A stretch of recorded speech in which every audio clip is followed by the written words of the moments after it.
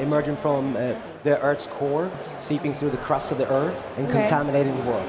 So in our version of this, there's the game in the open world is scented by the tree of life that is currently dying.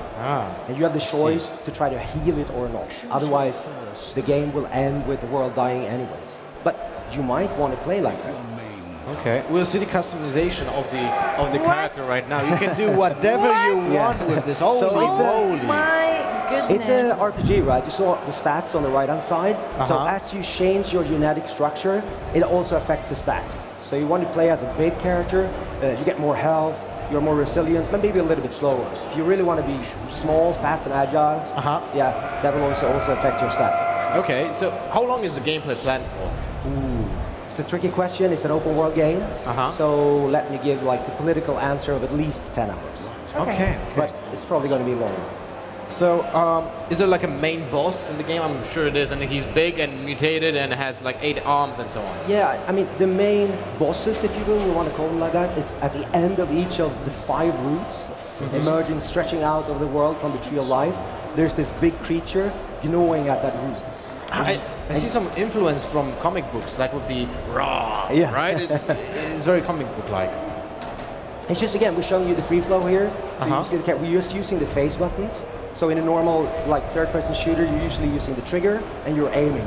So we're trying to get this free flow by jumping and shooting, immediately switching to melee, dodging, rolling and shooting, and immediately switching to melee. So it's really up to you how you use this creative toolbox of kung fu moves.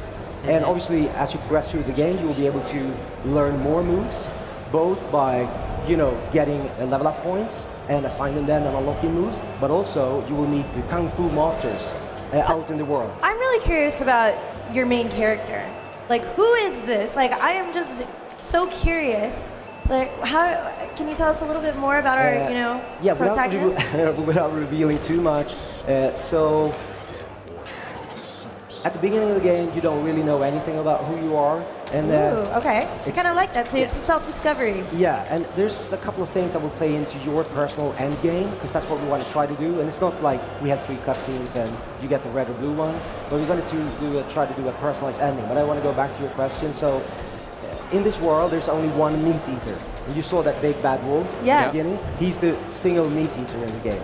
So everyone else, they are mammals, so they eat fruits, vegetables. And this might sound silly, but it actually has a meaning in the game.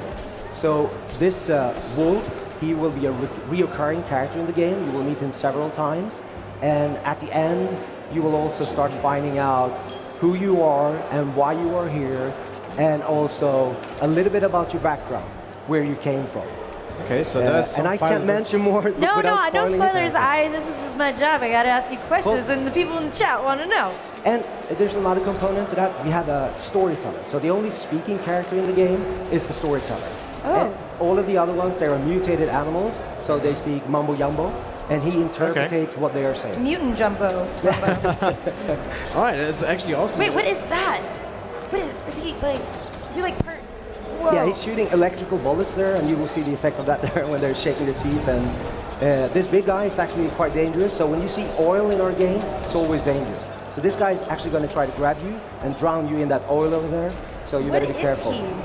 He looks like a very huge squirrel or like an ape. I mean, he looks like all, fuzzy and cute for the most part, but then you look at his face and outfit. Yeah, he has covered his face because he was emerging from the oil, so you can see a little bit of his gear there. Oh, wow. He's like a scuba diver. Look at him. Well, the game is, cool. I'm assuming it's for PC.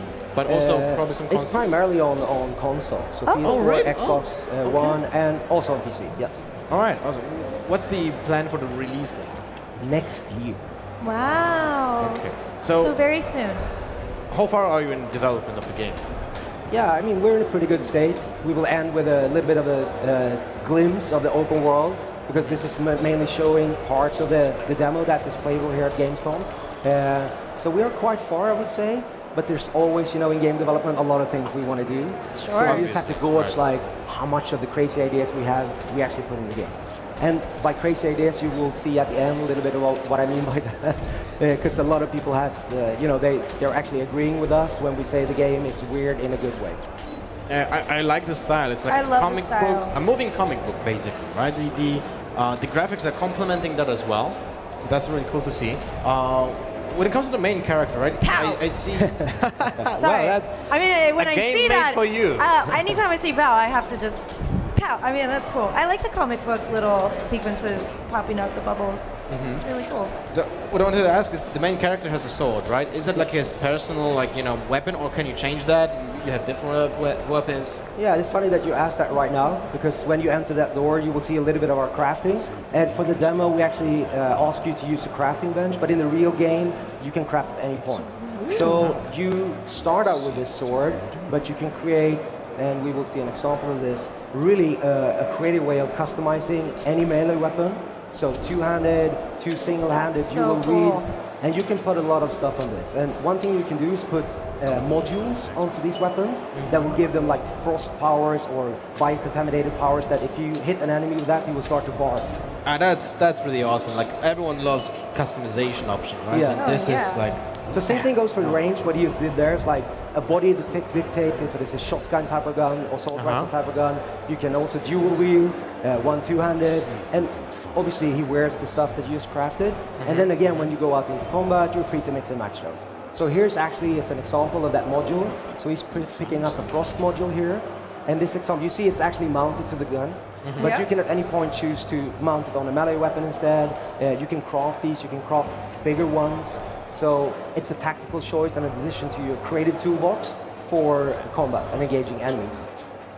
And what are these insects that's following? I'm sorry, I am very distracted by That's, these really cute little things, but maybe not cute. I don't know. What is that? Yeah, he's your main sidekick in the game, in the open world game. No way. So in the demo, he doesn't play a major role here in the playable demo, but in the real game, he has a significant role. So he's your automaton scrap toy that will follow you through the game. He speaks a little bit of blip-blop. Sometimes the narrator will actually tell you what he's saying too.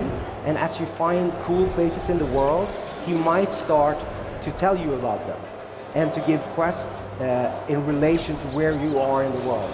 Does he actually help you in any combat situations? He That's says, not his job. Okay, But I I'm will just give making you sure one- because oh, I sorry. freak out. I'm like, get out of the way! I'm trying to do something. Yeah, Don't sometimes you die, have little to guy. defend, like characters like this is Yeah. a key character, you have to help and defend them. All right. But I will give you one thing with the cricket, you can actually modify it. I didn't say this No before. way, really? Yeah, so you can actually change the way that it looks, so you can make yeah. Was that one of the goals? Was to make sure that things were, that the player could feel really in control and Yeah. modify things? I love video games.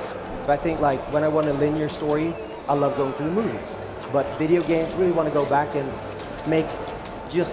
bring the fun factor into our games. So we don't take ourselves too serious, but we just focus on enabling the player to do cool shit.